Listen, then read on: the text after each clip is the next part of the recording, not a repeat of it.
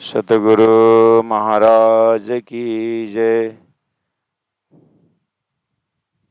प्राणनाथ प्यारे की जय। कृष्ण कन्हैया लाल की जय।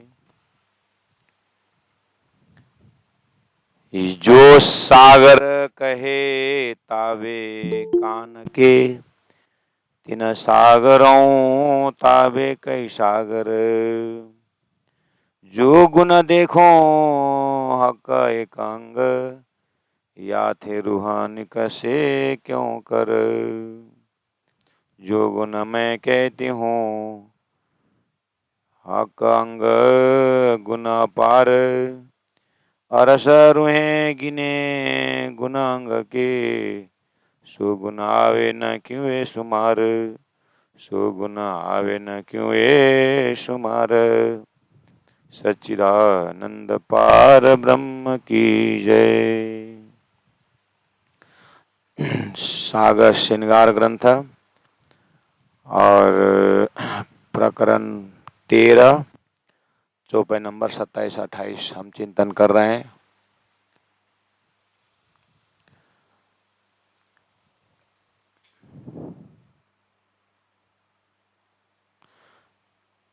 जो गुण मैं कहती हूँ हक अंग गुना पार। हम पहले से ही अपने मस्तिष्क को सुंदर बना के रखे हैं। धरती में स्वरूप और उसका गुण, पहले स्वरूप तो चाहिए, उसके बाद उसका गुण को देखना चाहते हैं। और गुण बातूनी नहीं होता है, उसके हृदय में क्या गुण है उसका स्वभाव से पता चलेगा। इसलिए 5 ज्ञानेंद्रिय और 5 कर्मेंद्रिय, उसके बाद 4 अंतस्करण, मन का उसका जो भाव है वो गुण अंग इंद्रियों से निकलता है। इसलिए जाहिरी गुण अंग इंद्रिय भी जरूरी है और बातूनी अंत से, इसलिए अंतःकरण करके कहा है। एक तो बहिर्करण और अंतःकरण, ये सब आत्मा के लिए सब साधन है। तो लेकिन ये द्वैत के संसार में आत्मा द्वारा ये गुण अंग इंद्रिय संचालित है, जो प्रकृति का स्वरूप है। लेकिन परब्रह्म परमात्मा सहित 12,000 ब्रह्मात्माएं और जो भी सामग्रियां हैं 25 वर्ष परम धाम, वो दिव्यो ही अमूर्त बाह्य अभ्यंतर ह्यज। बाह्य अभ्यंतर ह्यज मतलब ही अजह, अज मतलब अजन्म है, अर्थात वो कहीं पैदा हुआ ऐसा नहीं है, वो स्वयं सिद्ध है। और बाहर और अंदर बराबर बोला है, अर्थात बाहर भी सच्चिदानंद अंदर भी सच्चिदानंद। अर्थात जो हम कान से गुण अंग इंद्र से अनुभव करते हैं वो परमात्मा का अंश आत्मा के उपस्थिति में अनुभव हो रहा है, गुण अंग, लेकिन इसका अपना अनुभव नहीं है। आत्मा उसको ताकत दे तो वो अनुभव करेगा। कभी कभी वो इंस्ट्रूमेंट बिगड़ जाता है और आत्मा की अनुभव की प्रस्तुति नहीं होती। तो ऐसे करने से ऐसा एक हृदय में मैं जो अंतरात्मा से जो बोलना चाहता हूँ, कभी कभी होता है ना वाक्य बैठ गए बोलते हैं, वो अब बोलता नहीं है, तो मुख नहीं चल रहा है, मुख से एक्सप्रेशन नहीं हो रहा है। इसका मतलब ये नहीं कि अंदर भावना नहीं है, वो है, लेकिन इंस्ट्रूमेंट बिगड़ गए। ये जड़ चेतन की दुनिया में ऐसे ही है। लेकिन ज्ञान के प्रकाश से और अंदर जाएंगे तो एक प्रकार से आत्मा दशा जो है स्वयं सिद्ध होता है। आत्मा स्वयं प्रकाशित है, आत्मा सत्य है, चिद है, आनंद है, वो स्वयं आनंद स्वरूप है। इस तरह से वेदांत ने, शास्त्र ने आत्मा तक की बहुत सुंदर खोज किए हैं और उसी को फिर अब उसका एक निराकार मान करके रखे हुए हैं। तो ये सृष्टि के अंदर चेतन का भास आकर के जड़ के साथ उतना तो अनुभव दिया, मतलब परमात्मा ने उतना तो अनुभव करवाए। बहुत बड़ी देन, बहुत बड़ी कृपा है परमात्मा की। अब तारतम कह रहे हैं ये सब जागृत का रिफ्लेक्शन है। तो अब हम जाते हैं वो शाश्वत स्वरूप में, जागृत स्वरूप में, जो शास्त्रों ने आत्मा को स्वयं सिद्ध बना करके आत्मा सत है, आत्मा चिद है, आत्मा आनंद स्वरूप है, अनंत है, ऐसे गुणों से आत्मा तक तो पहुंच गया। अब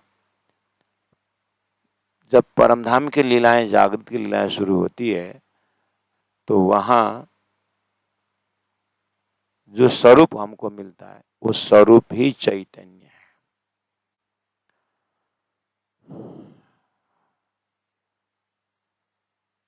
वो स्वरूप ही चैतन्य से उस चीज को पहला हृदय में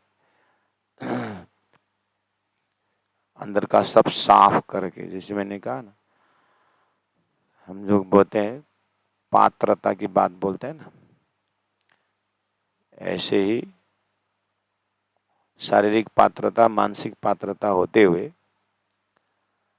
अंदर में शास्त्रों ने जिस चीज को निराकार करके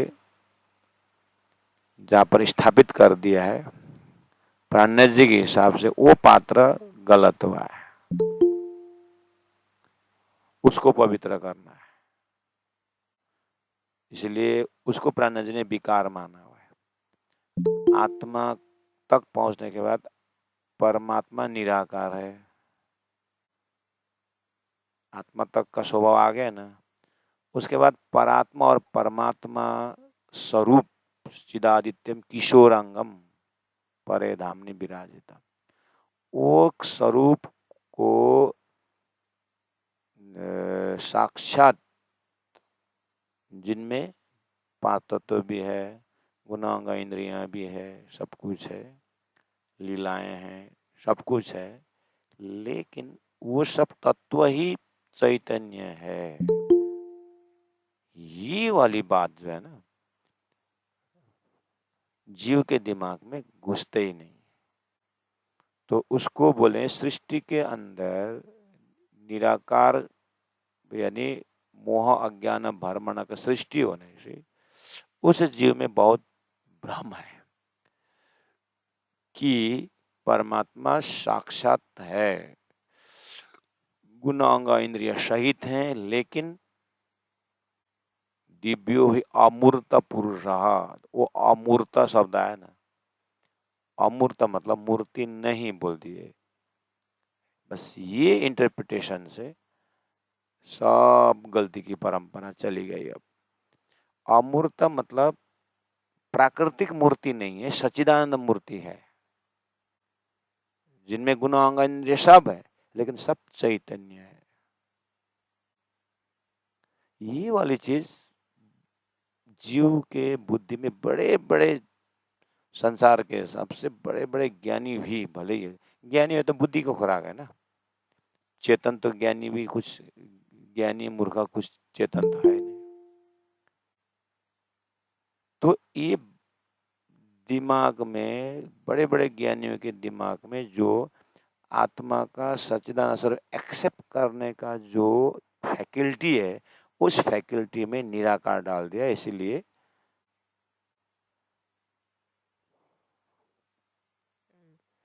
जब निराकार डाल दिया तो प्राणनाथ जी ने देखा, ओहो, मैं अब वो सच्चिदानंद का दर्शन करके एक एक अंगों में प्रेम का, आनंद का प्रवाह, जो ब्रह्मलीला में, ब्रह्मलीला का ही अंश है गुणांग इंद्रिया भी, तो ब्रह्म का ही स्वरूप है गुणांग इंद्रिया। संसार में प्रकृति का स्वरूप है गुणांग इंद्रिया। जिसके पीछे दुख लटका हुआ होता है। और ब्रह्मानंद रस में गुणांग इंद्रिय ही चैतन्य है, जिसमें आनंद ही आनंद है। अब मैं जितना भी ये बात कहूँ, प्राण जी बोल रहे हैं, जीव में तो विकार है, आत्मा में यह विकार लगा हुआ है। क्या विकार है? काम क्रोध लोभ नहीं, वो तो उससे तो ऊपर उठना ही है। लेकिन यहाँ तो आत्मा में ही भ्रम विकार कर दिया है। वो क्या है कि ब्रह्म निराकार है। अब उस जीव को उस शुद्ध साकार परमात्मा का स्वरूप दिल में स्थापना करना ही जीव को मुश्किल पड़ जाता है। फिर बोलते हैं संसार सपना है, तो जागृत तो कहीं होगा ना। तो तारतम्य जागृत भूमि, जैसे ये सपना है बोलते, मेरे सपना के साथी लोग ये तो सपना है बोलेंगे, तो मेरा सोया हुआ शरीर तो है ना, जिसमें गुण अंग इंद्रिय है, बस उसको सच्चिदानंदमय देखना है। लेकिन सपना का जीव के ऊपर निद्रा का आवरण है, निद्रा का आवरण होने के कारण तोड़ के जाता ही नहीं वो, यही हालत हुआ है। इसीलिए श्रृंगार नाम ही अमूर्त हुआ, तो श्रृंगार ग्रंथ क्यों चाहिए? परमात्मा अमूर्त है, मूर्ति नहीं है, तो श्रृंगार किसको करेगा? तो प्राणी जी बोलते हैं, खाली दीवार में आकाश में कोई खिला अटकेगा क्या? खिला अटकाने के लिए जगह चाहिए कि नहीं चाहिए? इसलिए तुम ध्यान लगाते हो का, तो निराकार को क्या ध्यान लगाओगे करके संसार में तो उन्होंने फटकारा उस जीव को विकार हटाने के लिए। कौन सा विकार? वो जो भ्रम है परमात्मा का आकार नहीं है, उसको हटाने के लिए उन्होंने शुद्ध साकार का बहुत कुछ शास्त्रीय पक्ष से कहा है। तो ठीक है, अब हमें तो शायद वो सभी जीवों में पड़ा हुआ भ्रम को धनी ने हटा करके राज्य का स्वरूप, लीला, धाम, महल, मंदिर का जीव ने स्वीकार कर लिया। इसीलिए आराम से श्रृंगार करना, गुणांग इंद्रिय को दर्शन करना हमारे इतना आपत्ति नहीं है। लेकिन अब वो स्वरूप स्वीकार करना तो जीव के बुद्धि ने कर ली, स्वीकार कर ली। अब सूरता उस जागृत बुद्धि, जागी हुई जीव की बुद्धि से सूरता को अपनी परात्म को देख करके, परात्म से राज्य का अंगों को देख करके प्रेम, सौंदर्य, मेहर सब कुछ एक अंग में देखना है। सभी अंगों को एक चावल बना के नहीं, भात बना के नहीं, बना करके एक चावल निकालते हैं, उससे पता चलता है कि सभी चावल भात बन गया है। ऐसे एक गुणांग इंद्रियों को एक में अगर पूरा धनी का पर्सनालिटी, व्यक्तित्व, उनका सारी महिमा अगर एक इंद्रियों में देख सके, उसको फिर 1000 गुना मल्टीप्लाई करके दूसरे अंगों में देखना होगा, फिर उसको 1000 गुना मल्टीप्लाई करके तीसरा में देखना होगा। कितना तक अपने भाव को मल्टीप्लाई कर सकते हैं। इसीलिए हर सामग्रियां दे रखी है, वो आनंद बढ़ाने के लिए। इसीलिए 28 नंबर चौपाई में जो गुण मैं कहती हूँ, हक अंग गुण अपार है। मैंने तो अभी कान का गुण को विषय थोड़ा बहुत बताया। अब इससे मंत्र मल्टीप्लाई करेंगे तो अपार है। उसका संकेत प्राण जी ने सदगुरु के गुण के विषय में कहा, जान होना कोड़ा धड़ा, धड़ा धड़ा कोड़ा मत्थन, मत्था मत्था कोड़ा मुआ। एक जीवा का जान होना कोड़ा धाड़ा, करोड़ों शरीर हो एक कीड़े का, एक जीव का, जानो कोड़ा धाड़ा, धड़ा धड़ा कोड़ा मत्थन, और एक एक धड़ में, एक एक शरीर में करोड़ों सिर हो। अब एक एक सिर में करोड़ों मुख हो और एक एक मुख में करोड़ों जीवा हो, फिर भी हे सदगुरु महाराज आपका गुण नहीं गाया जाता है। तो देखे तो यहाँ पर करोड़ों शरीर कल्पना करना पड़ेगा, एक एक सिर में, एक एक शरीर में करोड़ों सिर, खाली बोल करके कंठस्थ करके नहीं, सुंदर साथ से हो। यही सदगुरु महाराज के गुण में ये बात बताई। और प्रकाश ग्रंथ में गुण गिनने के प्रकरण में राज्य का सदगुरु का जो गुण गिनते से उन्होंने फिर क्या किया, ये 14 लोग को कागज बनाए और 14 लोग को पूरा प्लेन कर दिया, उबड़ खाबड़ सब। उसके बाद एक एक शून्य रखते गए। इस तरह से कितने शून्य रखे, उसके बाद एक एक शून्य में फिर उसी तरह 14 लोग का फिर रखते गए। इतने बारीकी गुण गिनाते हैं, ये किसके लिए बोल रहे हैं? ये श्रृंगार ग्रंथ में राज्य का एक एक श्रृंगार के अंदर लाखों करोड़ों ऐसा दया कृपा महसूस करने के लिए ये तरीका बताए हैं प्यारे सुंदर साथी। जो गुण मैं कहते हूँ हक अंग गुण अपार, अरस रुहे गिने गुण अंग के हो। अरस की रुहे ही गिने गुण अंग के, अंगों के गुण, सो गुण आवे न क्यों ये सुमार। इसीलिए इसका कोई हिसाब नहीं आता है करके कहा। तो इसके लिए आगे पहले बोला था ना कि मेरे कोई भी प्रार्थना हो धनी के कान से सुनाई देता है, कान से वो शब्द दिल में जाता है और दिल में रूहों के प्रति, आत्मा के प्रति गंज प्रेम भरा हुआ है। अब वो प्रेम को कैसे व्यक्त करेंगे? वो आंख से व्यक्त करेंगे, शब्दों से व्याख्या करेंगे। तो फिर मेरी प्रार्थना कान से गया और धनी के दिल को टच किया, उसके मुख से अरे सखी करके इतना शब्द निकाला। तो बोलते कान के ताबे दिल है और दिल के ताबे शब्द है। कुल मिलाकर के कान से सुनने के बाद तो ये सब नजर भी मेरे तरफ हुआ, तो नजर भी, नजर में धनी के आंख में अनंत अनंत प्रेम का एक्सप्रेशन है, लेकिन कान से शब्द गया, दिल को टच किया तो आंख से देखा। इसलिए कान का गुण, आंख का गुण भी कान में ही, कान इसका आधार है। इस तरह से जो गुण मैं कहती हूँ हक अंग गुण अपार, अरस रुहे गिने गुण अंग। अब अरस रुहे ही गिने, अब वहीं खड़े होकर, नहीं तो सो गुण आवे न क्यों शुमार। मैं भी तो परम धाम के सखी हूँ इंद्रावती, मैं अन्य को बोल रहा हूँ अब परम धाम जाकर तुम गिनो, मैं बोल रहा हूँ अपरम पार है, तो सब सखियां यही तो बोलेगी। सुनो मोमिनो एक गुण, तो कम से कम एक इंद्रियों का एक गुण तो सुनो।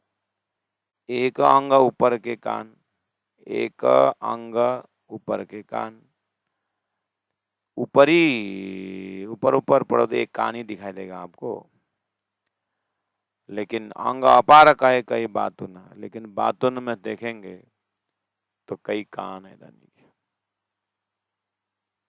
कई आंख है।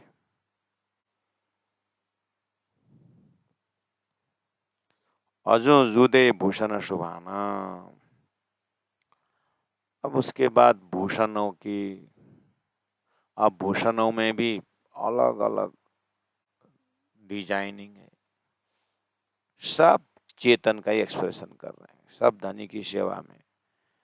इसलिए जैसी शोभा देखूं साहेब की, तैसे कानों पहले भूषण, आसमान जिमी के बीच में हो रही सभी रोशन।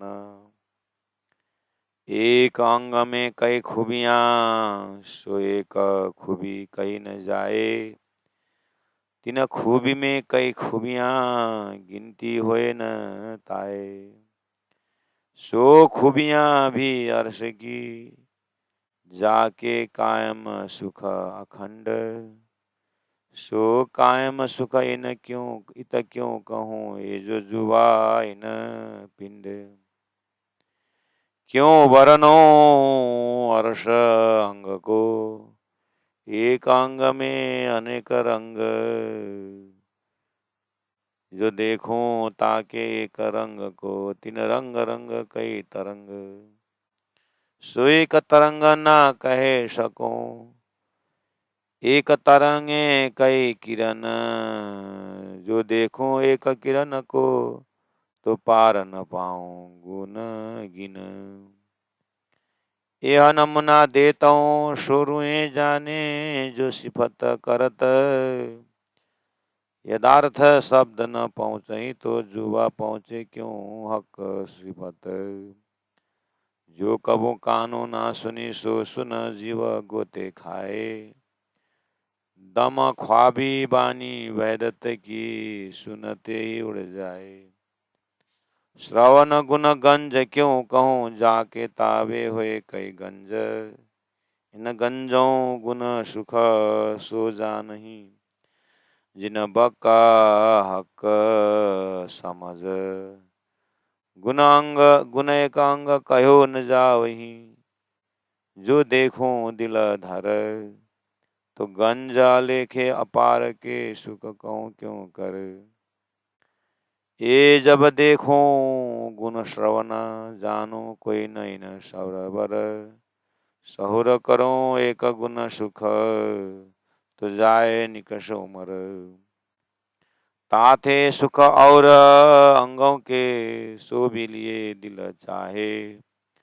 ना तो श्रवण तावे कई गंज हुए, ताको गुण एक गुण दिल में न समाये, दिल न समाये। ये सुख बिना हिसाब के, जाने मोमिन दिल अर्श। ये रस जिन रूहों पिया, सो जाने रस अरस परस। जो देखो सारी कुदरत, सो भी न श्रवण की बरकत।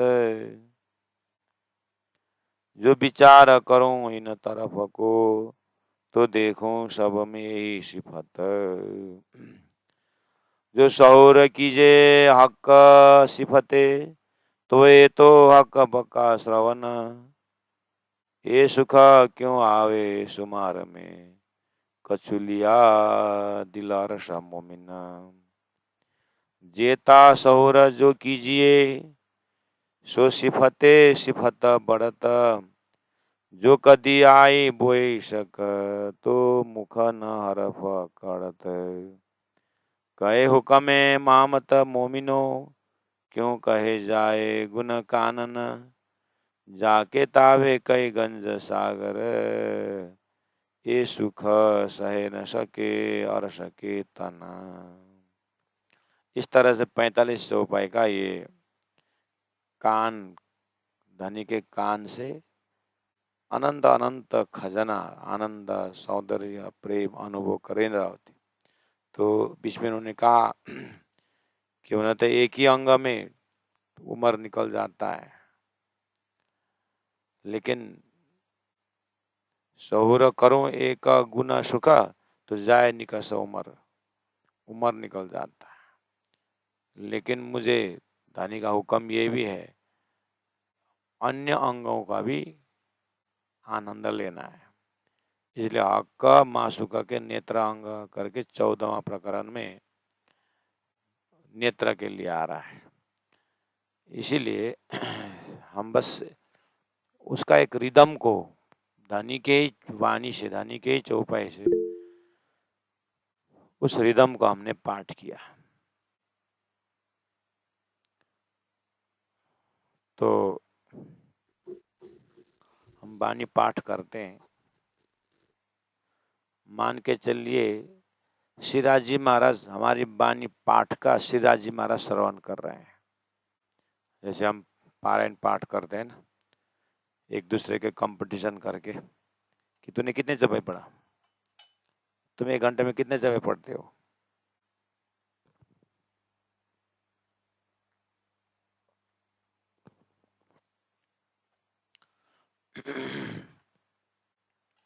तुम एक जपे में 1 घंटा में कितने जपे पढ़ते हो, करे कंपटीशन होता है।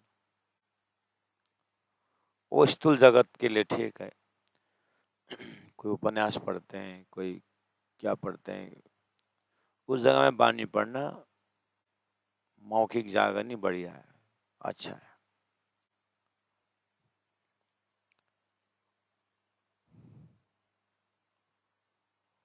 शुरुआत यहीं से होता है। असतो मां सदगमय वेदों में जैसा ही शरीर से आत्मा की ओर यात्रा बोलते हैं, ऐसे ही वाणी पठन पाठन की यात्रा में चौपाई एक बार जीवन में पढ़ना ही मुख पवित्र हो जाता है, जीवा पवित्र हो जाता है, ओष्ठ पवित्र हो जाता है।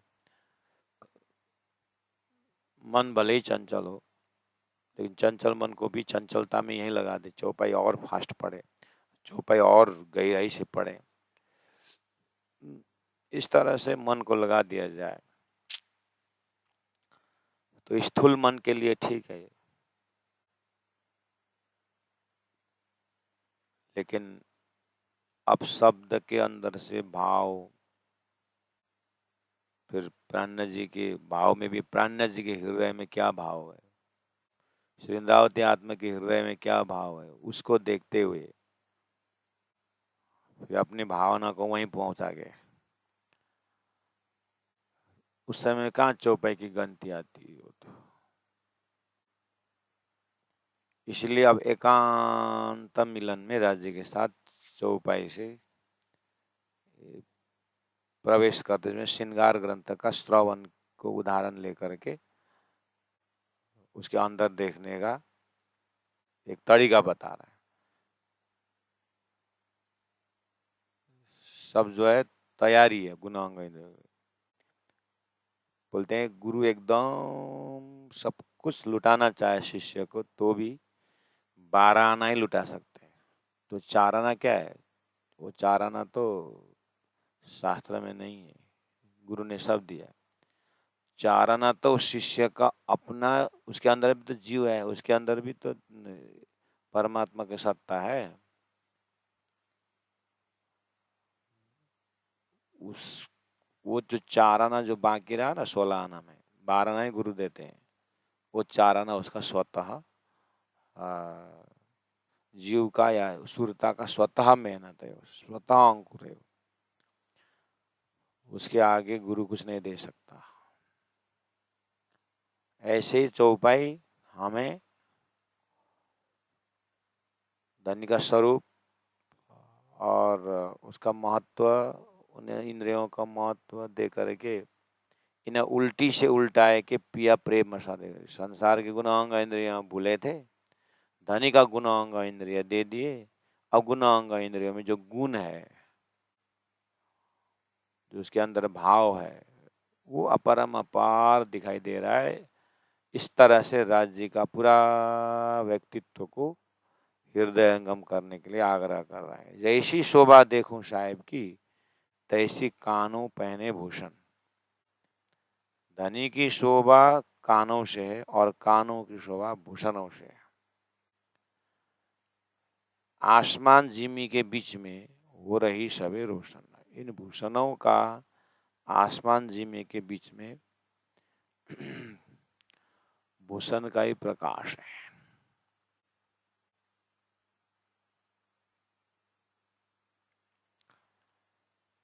आसमान जिमी के बीच में हो रही सब रोशन, तैसी कानों पे पहने भूषण। जैसी शोभा देखूं साहिब की, तैसी कानों पहने भूषण। अब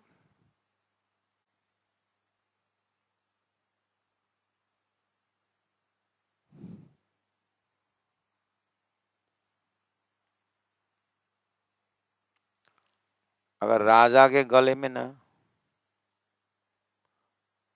हार है, राजा के गले में हार है, क्या है? राजा के गले में हार है। दिमाग क्या बोलता है? अपने अपने दिमाग पर। राजा के गले में हार है,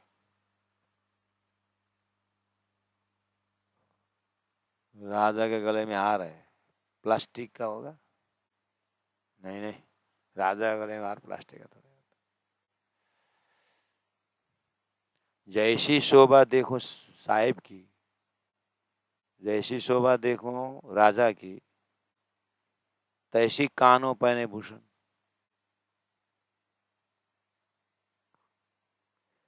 राजा का जो गले में हाथ जो भूषण है, पक्का भी हीरे का ही होना चाहिए या मोती होना चाहिए। मतलब प्लास्टिक तो नहीं होता, मतलब जो शीशा का होता है ना, वैसे तो जरूर नहीं। उधर घूमते घामते गए झोपड़पट्टी में, झोपड़पट्टी में गए, एक आदमी बढ़िया हीरे में मतलब गले में बहुत बढ़िया हार है, घर झोपड़पट्टी है, बड़े बढ़िया चमक तो है, लेकिन ये हीरा का हो सकता है, मोती का हो सकता है।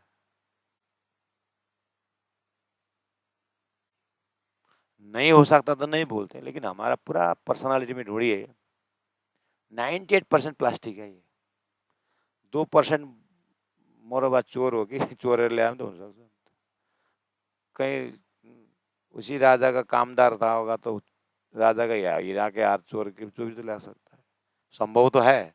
फिर भी नॉर्मली हमारे में एक खोज की प्रक्रिया, जिज्ञासा प्रक्रिया क्या बोलता है, झोपड़पट्टी में हीरा का हार है, दूर से दिखाई दे रहा है, वो प्लास्टिक है, इतना ही बोलता है। हाँ। तो अभी भी मैंने बोला राजा के हीरे में हार हम सोच ही नहीं सकते कि प्लास्टिक का रहता है। श्रीपेच वगैरह जो होता है, हाँ? वो चमक जो, तो राजा बोलते ही उसका उसी टाइप का, राजा का शरीर का श्रृंगार बोलते उसी टाइप का भूषण हम कल्पना करते हैं। तो प्राणनाथ जी यहाँ बोल रहे हैं राज्य के गले में, राज्य के जो भूषण है गुणांग इंद्रियों में, जैसा गुणांग इंद्र सच्चिदानंद है वैसे भूषण भी सच्चिदानंद है, आनंद है। अब विस्तार करो, अब वो आनंद कितना होगा, अब ये कैसे संभव होगा? हमने जो दृष्टांत दे रखा है उसको थोड़ा सा, इसलिए धनी के गले में अगर हीरे का हार, अगर प्लास्टिक का भी हार हो तो हीरे ही दिखता है, और गरीब के गले में भले हीरा के हार हो लेकिन प्लास्टिक ही दिखता है। ये द्वैत के नजरिया है, द्वैत के संसार में ऐसा है। अगर इसी भाषा से भी देखोगे तो राजी महाराज तो सच्चिदानंद है, परब्रह्म। जैसी साहेब, जैसे शोभा देखो साहेब की, तैसी कानों पहने भूषण, वैसे भूषण में क्या बोल सकता हूँ, प्राण जी बोलते। अब भूषण का वर्णन, भूषण से जो आनंद आता है, अब आगे कल्पना करो। और क्या मैं तो तरीका बताता हूँ प्राणी, तुमको आनंदित होने के लिए तरीका बताता हूँ कि भूषण भी चैतन्य है, तो जैसे राज्य का श्रृंगार, राज्य का दिल जैसा चाहता है भूषण वैसे ही बन जाता है। ये चैतन्य के लीला को मैं कहाँ तक वर्णन करूँ, आसमान जिम्मे के बीच में हो रही सभी रोशनी।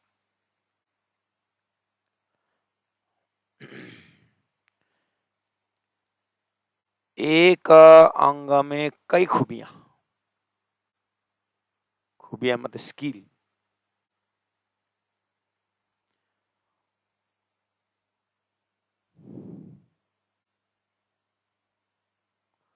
सो एक खूबी कही न जाए, कई खूबियां है उसमें एक खूबी भी कहा नहीं जाए। तीन खूबी में फिर कई खूबियां गिनती हुए न ताए, और खूबी शब्द है हमारे यहाँ, खूबी शब्द किस में लगाते हैं?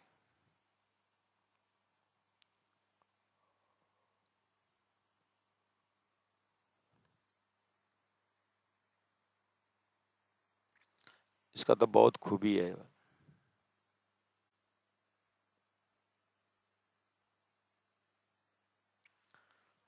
जैसे सागुन का लकड़ी होता है ना, हमारे उधर नॉर्थ इंडिया में जिसको सखुआ बोलते हैं, सखुआ, उसको तो बोलते हैं पौधा लगाने के बाद 100 साल उसको बनने में 100 साल लगता है, पेड़ बनने में।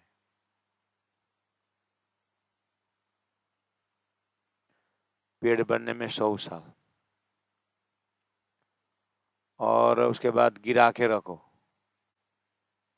200 साल, कुछ नहीं होता है, 100 का डबल हो गया। उसके बाद ओपन में कर दिया था, 100 साल 200 साल कुछ नहीं होगा पानी में, क्योंकि बनने में 100 साल लगा है। फिर ओपन जमीन में गिरा तो 200 साल कुछ नहीं। उसके बाद घर बनाने के जमीन के अंदर रखा तो 400 साल कुछ नहीं होता है।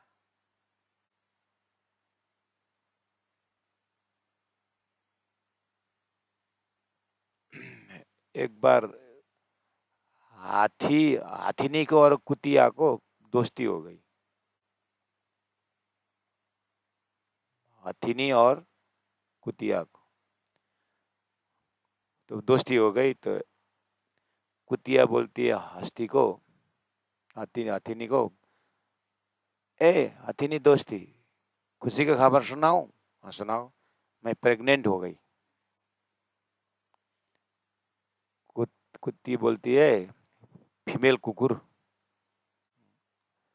कुकुरनी बोलती है मैं प्रेग्नेंट हो गई। हाथीनी भी आउट ऑफ दोस्ती है, मैं भी प्रेग्नेंट हो गई हूँ। अच्छा, फिर दोस्ती हुई थी। फिर 2-3 महीना बाद फिर कुत्ती बोलती है, ए साथी मैं प्रेग्नेंट हो गई हूँ। हाथी नहीं बोलती मैं भी प्रेग्नेंट हूँ। 3 बार बच्चा पैदा कर चुकी है कुत्तियाँ। हाथी नहीं को, तू तो उस समय भी तू प्रेग्नेंट हो बोलती थी, मैंने 3 बार बच्चा पैदा कर चुका हूँ और तू एक बार ही पैदा नहीं, तू कैसे प्रेग्नेंट है? तो हाथी नहीं बोलती, दोस्ती कुतिया साथी, मैं जब बच्चा पैदा करता हूँ ना, धरती हिलेगा, धरती गर्जना करेगा, और मैं ऐसा पैदा करता हूँ तू जैसे हजारों तेरे बच्चा को कि एक ही मेरी बच्चा उड़ा देगा। जैसा हाथी का शान वैसे उसका बच्चा बच्चा का शान। जैसे कुत्ता, वो कुत्ती बार बार जन्म दे, उसका बच्चा का कुछ कीमत ही नहीं। हाथी नहीं जब पैदा करेगी तो धरती धड़ाम हिलेगा, समझी? करके दाम, हाँ समझ में आई बात? राजी बोलेंगे तो हजारों ऐसा क्षर पुरुष का श्रृंगार 1 सेकंड में उड़ेगा। वो वो जागृत का श्रृंगार है, जागृत का आभूषण है, वो सच्चिदानंद आभूषण है।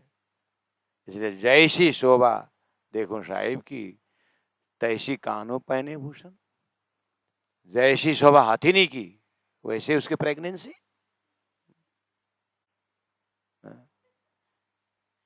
मरा मरा सब कोई जाते, चाहे मोमिना मौत फर्क, यहाँ मरा वहां जन्म, यहाँ मरा हो जाएगा। मोमिन ऐसा मरेगा फिर बार बार मरेगा नहीं, मरना भी ऐसा हो।